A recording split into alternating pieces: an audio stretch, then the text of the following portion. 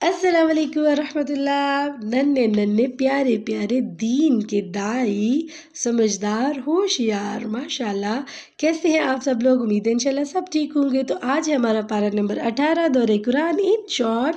और आज हम देखने लगे हैं, बताया जा रहा है जो अच्छे मोमिन होते हैं जिनको जन्नत मिलेगी वो क्या क्या काम करते हैं, उनकी क्वालिटी क्या होती है। वो अच्छी नमाज़ पढ़ते हैं, अल्लाह से डरते हुए, इधर उधर देख के नमाज़ नहीं पढ़ते, नमाज में खिलते नहीं, नाक नहीं साफ करते, आंखें नहीं अपनी कुरेदते रहते, सर नहीं खुजाते, बालों को सेट नहीं करते, बल्कि बड़े ध्यान से अल्लाह के आगे खड़े होते हैं।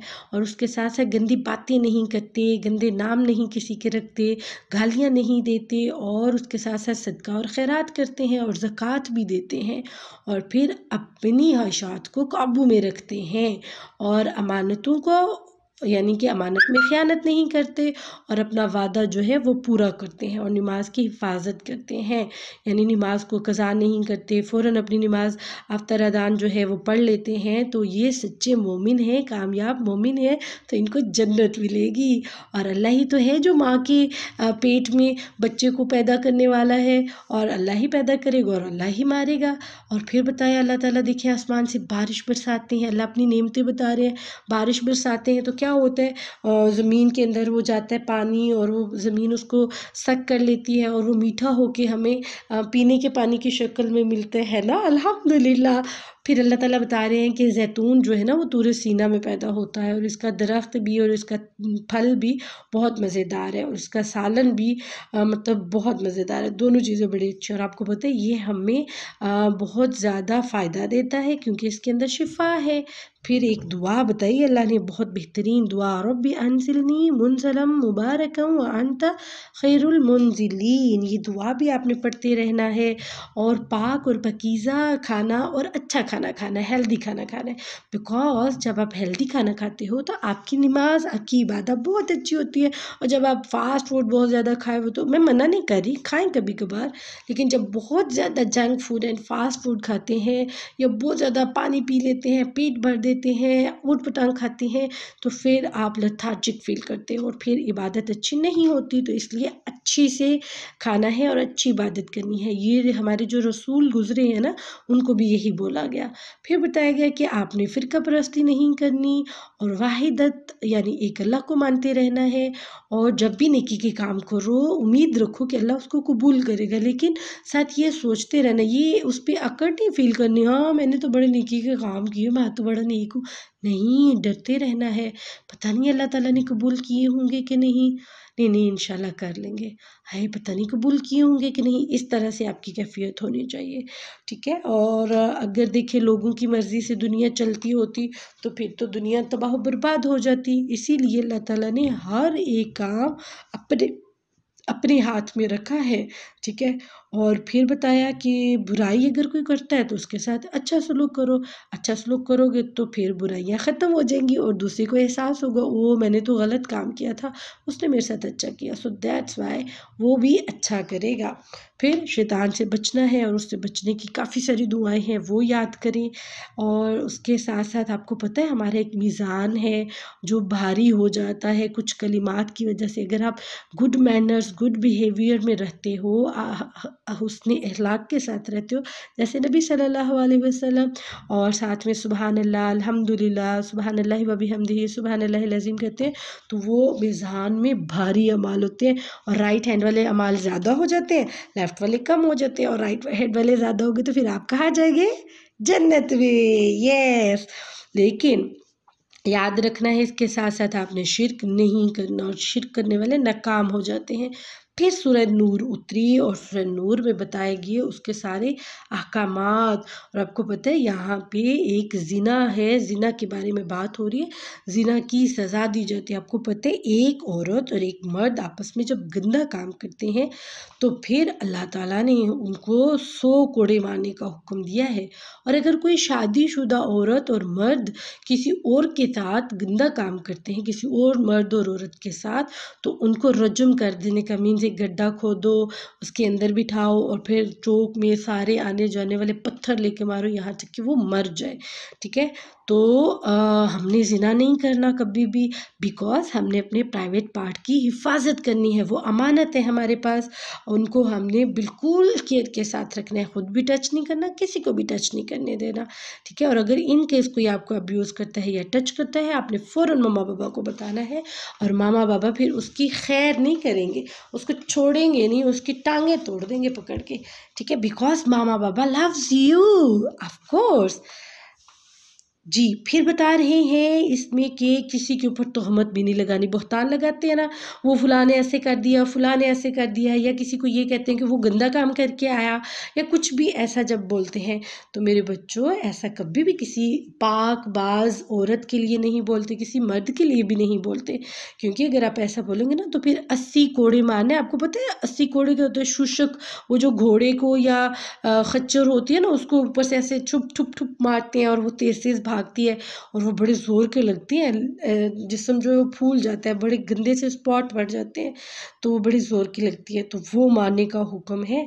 तो आपने ऐसा कभी नहीं करना कि किसी के ऊपर आप बहतान लगाएं, किसी ने कुछ किया ही नहीं और आप उस पर झूठ बोल के बहतान लगा रहे हैं, ऐसा नहीं करना, अच्छा, वरना अल्लाह ताला नाराज़ हो जाएंगे। और फिर बताया गया कि लान बीवी जो होती है, बीवी अगर जिना में हो जाए तो फिर मियाँ बीवी दोनों आपस में कस्में खा के एक दूसरे के बारे में सही बात बता के एक दूसरे से अलग हो सकते हैं।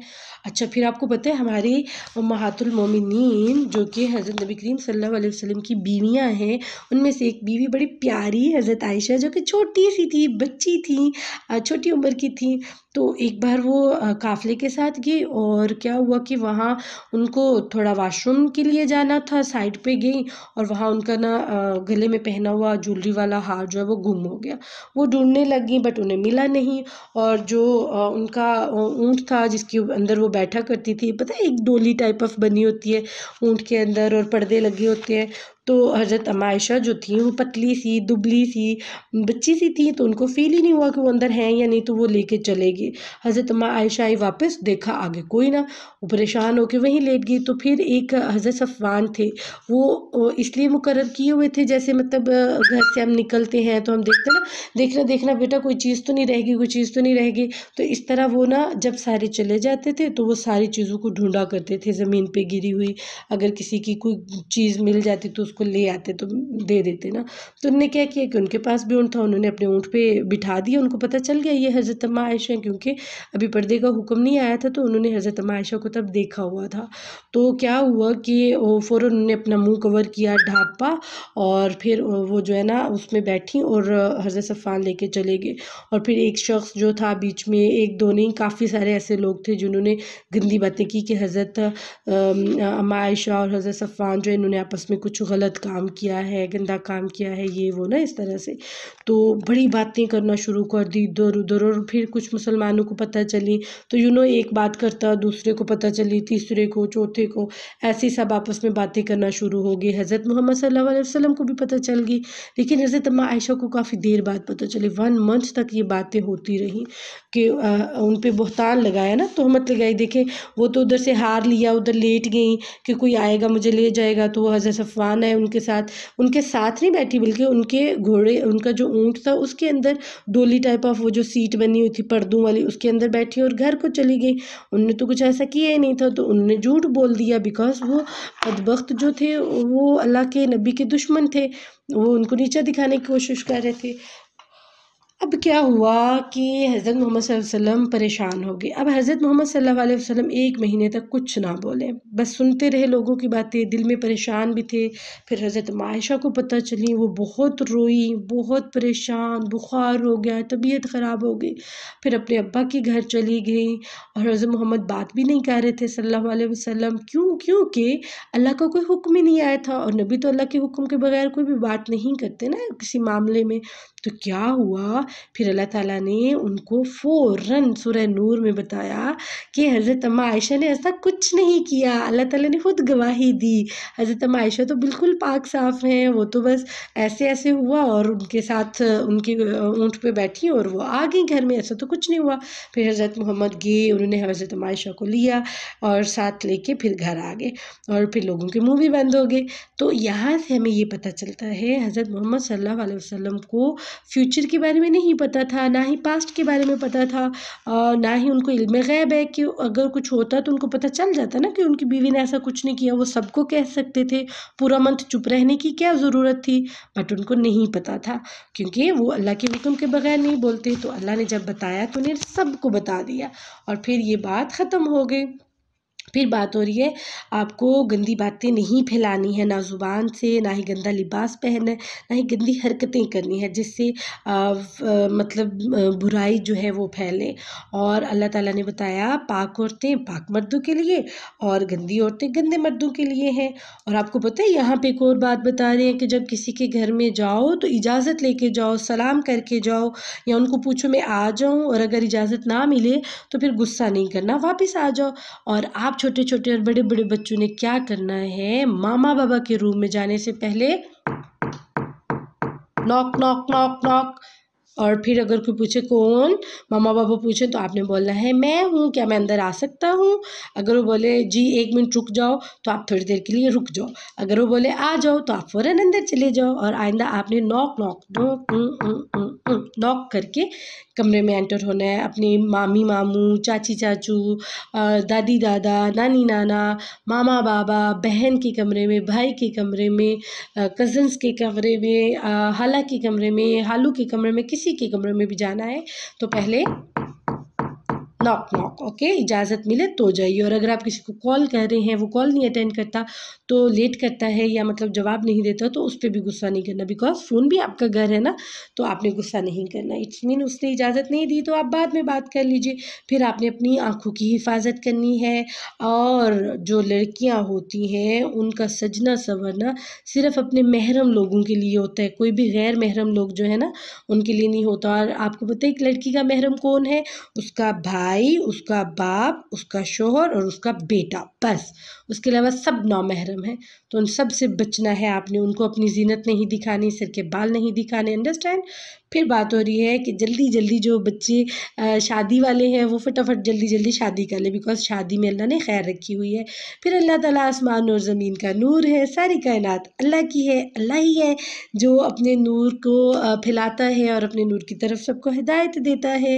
अल्लाह ही मालिक है ज़मीन और आसमान का, अल्लाह की कोई औलाद नहीं, अल्लाह ताला की बादशाही है और उसका कोई शरीक भी नहीं। और तकदीर भी हर चीज़ की अल्लाह ने बनाई है और उसी के साथ पैदा किया है।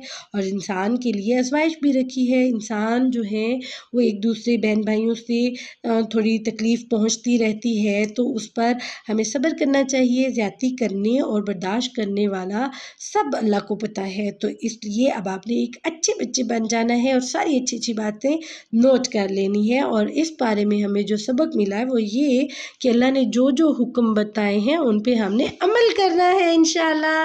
अस्सलाम वालेकुम।